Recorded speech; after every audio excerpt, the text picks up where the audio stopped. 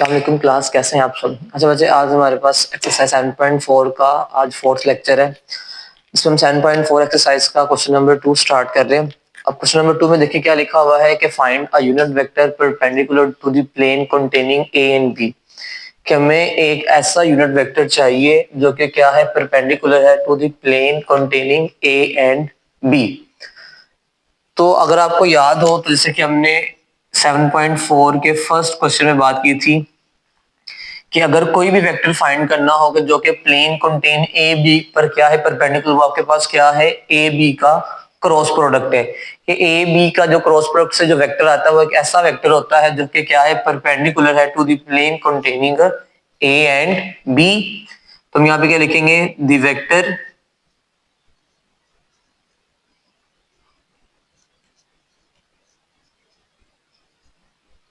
perpendicular to the plane containing vector A and vector B is A cross B। तो जब भी हमें perpendicular vector चाहिए तो हम यहाँ पे क्या फाइंड करेंगे, A क्रॉस B। अब A क्रॉस B हम कैसे फाइंड करते हैं, डिटर्मिनेंट फॉर्म में। तो हम यहाँ पे क्या लिखेंगे कि A cross B is equal to determinant I cap, J cap और K कैप। अब वेक्टर ए का आई वाला कंपोनेंट क्या है, 2, जे का -6 और के -3। बी का आई वाला कंपोनेंट क्या है, 4, जे का 3 और ये आपके पास क्या है, -1। अब आप इस डिटर्मिनेंट को एक्सपेंड करें विद R1 तो आपके पास क्या होगा, a cross B is equal to -6 3 -3 -1 और आई कैप -2 4 -3 -1 और जे कैप +2 -6 4 और 3 के कैप 6 +9 आई कैप -2 +12 जे कैप 6 +24 के कैप। आपके पास यहाँ पर आंसर क्या आ जाएगा, 15 आई कैप -10 जे कैप +30 के कैप। तो हमने यहाँ पर क्या किया है कि एक ऐसा वेक्टर फाइंड कर लिया है जो कि to the plane containing A and इस पे क्या है, परपेंडिकुलर। लेकिन हमें यहाँ पे क्या चाहिए, यूनिट वेक्टर। अब यूनिट वेक्टर का फॉर्मूला क्या होता है, वेक्टर और वेक्टर की मैग्नीट्यूड। तो हमें यहाँ पे क्या फाइंड आउट करनी होगी, मैग्नीट्यूड फाइंड आउट करनी होगी यूनिट वेक्टर के लिए। तो now magnitude of A cross B is equal to, आपके पास क्या होता है, आई कंपोनेंट का स्केयर प्लस जे कंपोनेंट का स्केयर प्लस के कंपोनेंट का स्केयर। अब देखिए आपके पास इसकी मैग्नीट्यूड का आपके पास क्या आंसर आता है,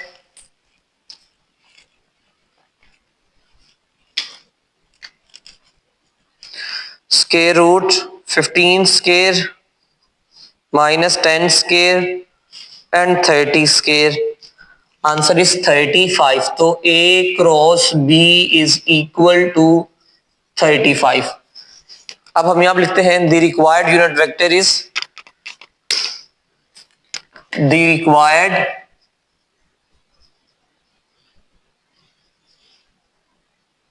यूनिट वेक्टर इज, जो कि आपके पास क्या है, वेक्टर ओवर वेक्टर की मैग्नीट्यूड। अब आपके पास यहां पे वेक्टर आपका क्या है, 15 आई कैप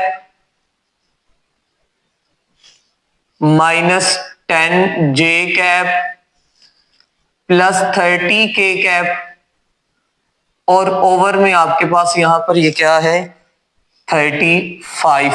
अगर आप देखेंगे ऊपर वाले वेक्टर से आपके पास क्या आ रहा है, 5 कॉमन आ रहा है।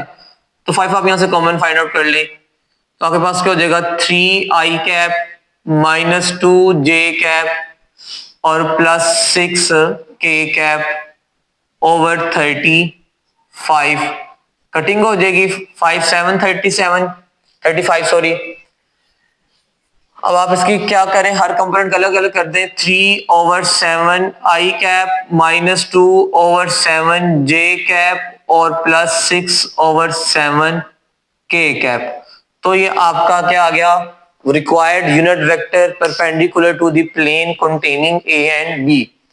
एक तो हमने ये चीज फाइंड करनी थी। अब यहाँ पे क्या लिखा हुआ है, also find sign of the angle between them. कि साइन ऑफ एंगल क्या है। अब आपके पास साइन का फॉर्मूला यहाँ पे क्या रहता है कि ए क्रॉस बी की magnitude over magnitude of A into magnitude of B. तो हमें साइन निकालने के लिए एक तो इन दोनों के क्रॉस प्रोडक्ट की चाहिए मैग्नीट्यूड और इन दोनों की अलग से क्या चाहिए मैग्नीट्यूड। क्रॉस प्रोडक्ट की तो मैग्नीट्यूड आपके पास अवेलेबल है। अब हम यहाँ पे क्या करते हैं कि magnitude of A and magnitude of B find out करते हैं।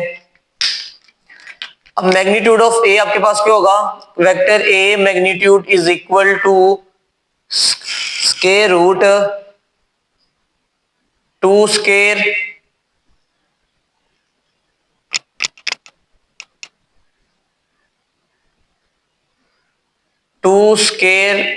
Plus minus 6 square plus minus 3 square. देखिए आपके पास इसका आंसर क्या बनेगा,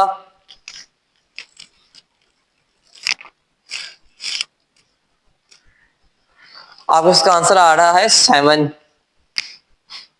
तो आपके पास यहां पर क्या आ गया कि magnitude of A is equal to 7। अब आप यहां पे फाइंड कर ले मैग्नीट्यूड ऑफ बी, जो कि आपके पास यहां पे क्या रहेगा, square root I component B का क्या है 4 3 एंड माइनस 1 का square. Answer is square root 26। Check कर लीजिएगा कि स्क्वायर रूट 26 है।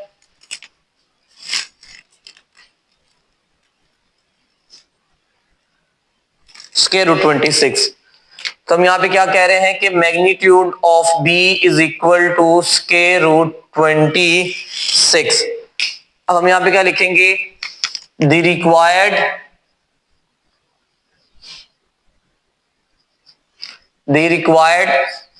साइन ऑफ द एंगल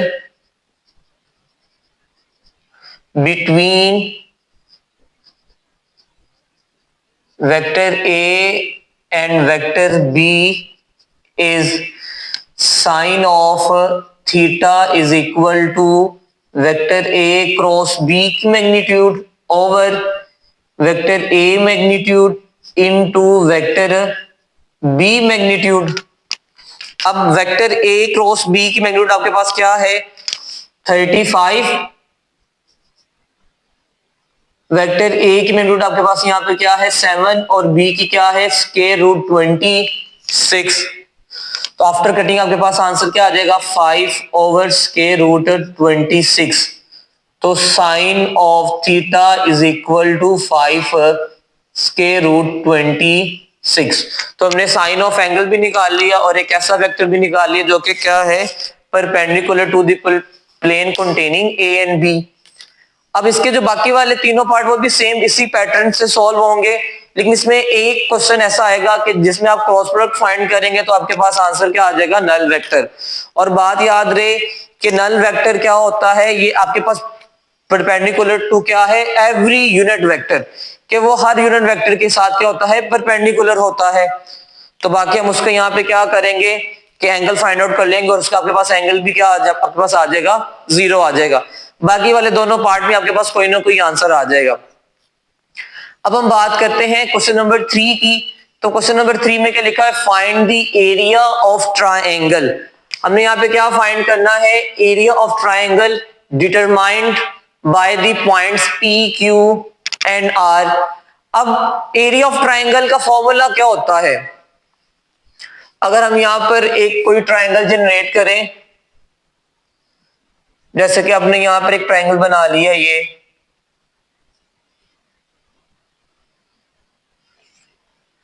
इसको हम थोड़ा सा चेंज कर देते हैं।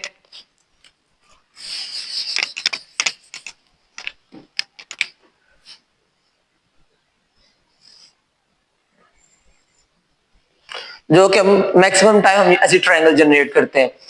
अब फर्स्ट कर लें कि ये जो वेक्टर आपके पास यहाँ पे ये u है, ये आपके पास यहाँ पे वेक्टर आपका v है, ये आपके पास यहाँ पे आपका वेक्टर क्या है w। अब एरिया ऑफ ट्रायंगल का फॉर्मूला आपने क्या पढ़ा हुआ है, बेस इनटू हाइट पढ़ा हुआ है। तो बेस इनटू हाइट, यहाँ के पास किसका फॉर्मूला है, एरिया ऑफ ट्रायंगल, यही है कुछ और है। अगर आपको याद हो तो फॉर्मूला आपके पास क्या होता है, हाफ बेस इनटू हाइट कि area of the triangle is equal to half base into height. अब यहां पे हम बेस और हाइट किस तरह से फाइंड आउट कर सकते हैं। अब हाइट, ट्रायंगल की हाइट के लिए हमें यहाँ पर क्या चाहिए, एक परपेंडिकुलर चाहिए। तो हम यहाँ से पे क्या करते हैं कि एक परपेंडिकुलर ड्रा कर लेते हैं, जिससे हमें इसकी क्या मिल जाएगी, हाइट मिल जाएगी। और हम यहाँ पे क्या देते हैं कि आपके पास जो एंगल बन रहा है वो क्या है, थीटा है। और यहां पर आपके पास क्या बन जाएगा, 90 का एंगल। तो ये एक क्या बन रही है, राइट एंगल ट्रायंगल। क्या बन रही है आपके पास, एक राइट एंगल ट्रायंगल। अब इसकी जो बेस है, हमें क्योंकि ट्रायंगल्स में लेंथ चाहिए होती है, तो लेंथ जैसे हम इसकी मैग्नीट्यूड में लिखेंगे तो आपके पास क्या आ जाएगी, लेंथ। और यहां पर आपके पास इस पे हम यहाँ पे यूज करेंगे मैग्नीट्यूड, तो आपके पास क्या आ जाएगी, लेंथ। अब मुझे यहां पर चाहिए बेस, बेस इसलिए आपके पास यहां पर क्या है, u है, मैग्नीट्यूड ऑफ u। लेकिन अब आपने इसकी यहां पे क्या फाइंड करनी है, हाइट। अब हाइट के लिए हमें यहां पे क्या फाइंड करना होगा, एज फाइंड करना होगा।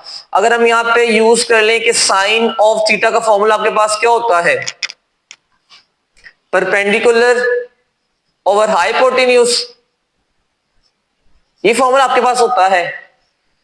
तो आपके पास यहाँ पे जो परपेंडिकुलर आपके पास आपका क्या है, h, जिसे हमने हाइट का नाम दिया हुआ है, और हाइपोटेन्यूज आपके पास यहाँ पर क्या है, मैग्नीट्यूड ऑफ v। अब यहाँ पे मैग्नीट्यूड ऑफ v यहाँ पे आपके पास क्या डिवाइड, यहाँ पे जाके क्या हो जाएगा, मल्टीप्लाई। तो आपके पास क्या आ जाएगा, magnitude of v sine of theta is equal to height. तो आपके पास यहाँ पर हाइट क्या आपके पास आ गई है, मैग्नीट्यूड ऑफ v, और साथ में क्या है, साइन ऑफ थीटा। तो हाइट आपके पास क्या है, magnitude of v and sine of theta. तो वेक्टर की फॉर्म में आपके पास एरिया ऑफ ट्रायंगल का फॉर्मूला क्या बन गया, हाफ दोनों वेक्टर की मैग्नीट्यूड को आपके पास क्या है, मल्टीप्लाई, और साथ में साइन ऑफ थीटा। अब यहां पर हमारे पास क्या है, 3 पॉइंट्स गिवन है, एंगल तो गिवन नहीं, तो हम इस फॉर्मूले को तो यूज भी नहीं कर सकते। लेकिन अगर आपको याद हो तो आपके पास फॉर्मूला क्या होता है, ए क्रॉस बी का। अगर हम यू क्रॉस वी लिख दें, U cross V is equal to क्या है, magnitude of U into magnitude of V sine of theta, और आपके पास यहां पर क्या है, एन यूनिट वेक्टर। ये ऐसे ही है जैसा कि आपने यहां पर ये साइन थीटा का फॉर्मूला जनरेट किया था। आप दोनों साइडों पे क्या करें, मैग्नीट्यूड अप्लाई कर दें, magnitude of U cross V. अब याद रहे मैग्नीट्यूड क्या होती है, किसी ना किसी वेक्टर पे अप्लाई होती है। अगर किसी नंबर पे अप्लाई हो रही है तो ये मैग्नीट्यूड नहीं, ये क्या है, एब्सोल्यूट। और एब्सोल्यूट का काम क्या है, नेगेटिव को पॉजिटिव करना। अब ये भी लेंथ जो कि पॉजिटिव है, ये भी लेंथ जो कि क्या है, पॉजिटिव। जैसे मैग्नीट्यूड इस पे अप्लाई होगी तो मैग्नीट्यूड नहीं होगी, आपके पास क्या होगी, एब्सोल्यूट वैल्यू। ये दोनों पहले से पॉजिटिव है, तो यहां पर आपके पास एब्सोल्यूट वैल्यू अप्लाई नहीं होगी। अब जब आपके पास एब्सोल्यूट वैल्यू यहां पर अप्लाई होगी साइन ऑफ थीटा पर, अब थीटा की आपके पास जो रेंज वो क्या होती है, 0 से पाई। दोनों क्वाड्रेंट में साइन जो होता है पॉजिटिव, तो साइन की वैल्यू ने भी क्या रहना है, पॉजिटिव ही रहना है। तो absolute of sine of theta किसके इक्वल आ जाएगा, साइन ऑफ थीटा के। अब एन यूनिट वेक्टर आपके पास क्या यूनिट वेक्टर है, तो इसकी आपके पास मैग्नीट्यूड क्या हो जाएगी, 1। तो हम यहां पे क्या कह सकते हैं, magnitude of u cross v is equal to magnitude of u into magnitude of v and sine of theta. तो ये जो magnitude of u into magnitude of v sine of theta किसके इक्वल है, magnitude of u cross v के। तो हम इसके बेस पे यहां पे क्या लिख सकते हैं, magnitude of u cross v। तो जब भी एरिया ऑफ ट्राइंगल फाइंड करना है तो हम क्या फॉर्मूला यूज करेंगे, हाफ यू क्रॉस वी की मैग्नीट्यूड। बात याद रहे कि ये फॉर्मूला है क्रॉस प्रोडक्ट का, दोनों साइडों पे क्या करेंगे, मैग्नीट्यूड अप्लाई। एक वेक्टर यहां पर ये है और एक वेक्टर ये है, ये तीनों नंबर्स हैं। मैग्नीट्यूड जब किसी नंबर पे अप्लाई होती है तो उसका मतलब होता है एब्सोल्यूट। एब्सोल्यूट का काम क्या है कि नेगेटिव को पॉजिटिव में कन्वर्ट करना। ये दोनों लेंथ है तो ये पहले से ही पॉजिटिव है, तो इस पे मैग्नीट्यूड अप्लाई करने से कोई भी फर्क नहीं पड़ेगा। जैसे हम इस पे करेंगे अप्लाई मैग्नीट्यूड, जो कि इसके लिए क्या है, एब्सोल्यूट है, तो थीटा की वैल्यू क्या है, 0 से पाई है। फर्स्ट और सेकंड क्वाड्रेंट में दोनों में साइन क्या है, पॉजिटिव। तो मैग्नीट्यूड का काम होता है, आपके पास यहां पर क्या है, एब्सोल्यूट काम क्या है, नेगेटिव को पॉजिटिव करना। ये ऑलरेडी पॉजिटिव है तो यहां पर भी आपके पास एब्सोल्यूट अप्लाई नहीं होगी। सॉल्व करेंगे तो आपके पास ये सिचुएशन आ जाएगी। अब हमारे पास यहाँ पे फॉर्मूला क्या है, एरिया ऑफ ट्राइंगल का फॉर्मूला क्या बन गया, हाफ यू क्रॉस वी का मैग्नीट्यूड। अब हम यहाँ पे क्या करेंगे कि दो वेक्टर बनाएंगे और उनका हम यहाँ पे क्या फाइंड कर लेंगे, क्रॉस प्रोडक्ट। क्रॉस प्रोडक्ट के बाद उससे हम क्या फाइंड करेंगे, मैग्नीट्यूड। बाद में ये फॉर्मूला यूटिलाइज करेंगे, आपके पास यहाँ पर क्या आ जाएगा, एरिया ऑफ ट्राइंगल। अब इसे हम यहाँ पे सॉल्व करते हैं। दी पोजीशन वेक्टर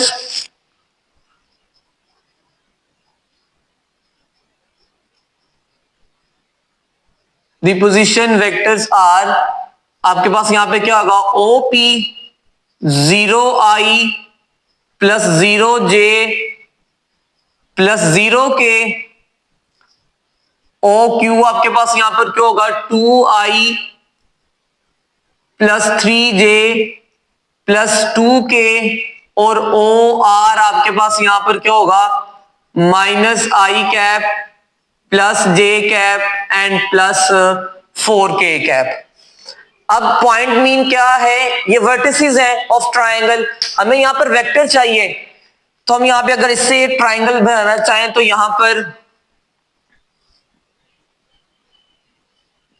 तो हम यहां पे कह देते हैं कि ये पॉइंट P है, ये पॉइंट आपके पास Q है, ये पॉइंट आपके पास क्या है R।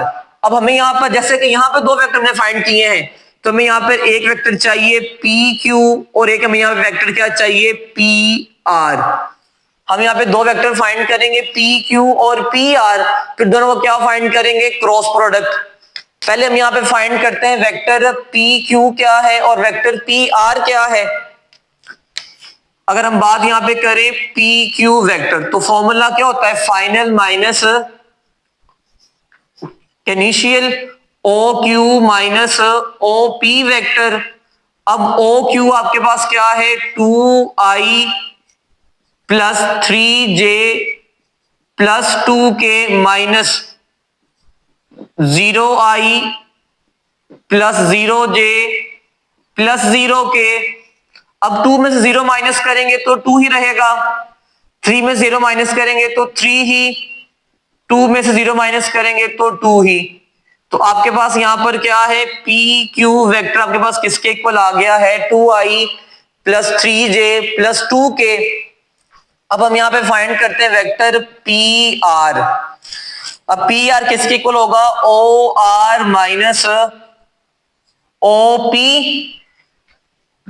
अब वेक्टर ओ आर आपके पास क्या है, minus I plus J plus 4k and minus 0i plus 0j plus 0k।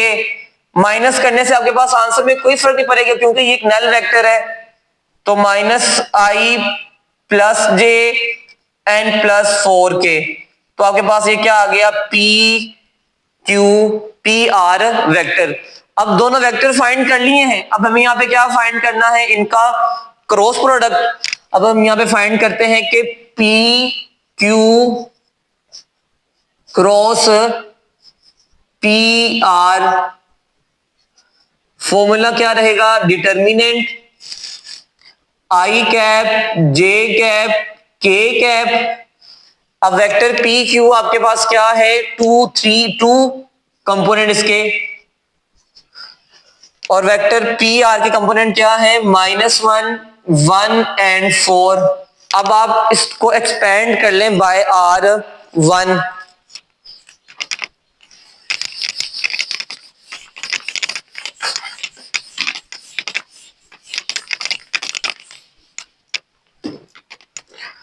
अब आप इसे एक्सपेंड करें, आपके पास क्या आ जाएगा, P Q cross P R is equal to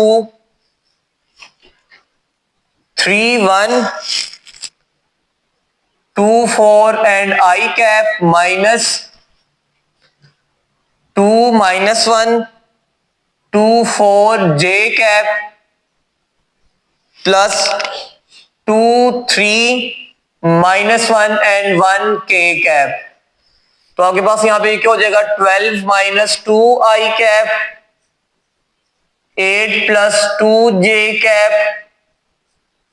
2 + 3 के cap.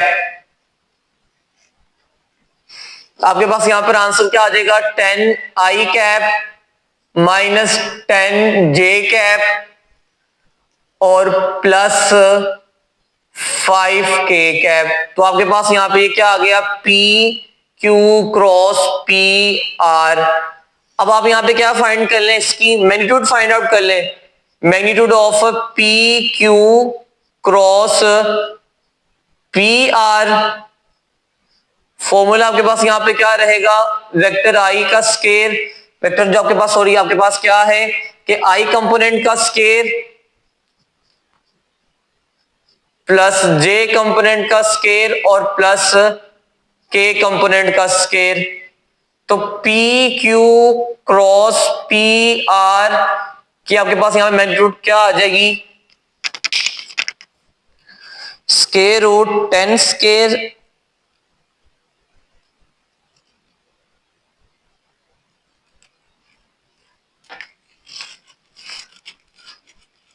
Square plus minus 10 square plus 5 square. Answer is 15। तो आपके पास इसका आंसर यहां पर क्या आ रहा है, 15। तो हम लिखेंगे नाउ द एरिया ऑफ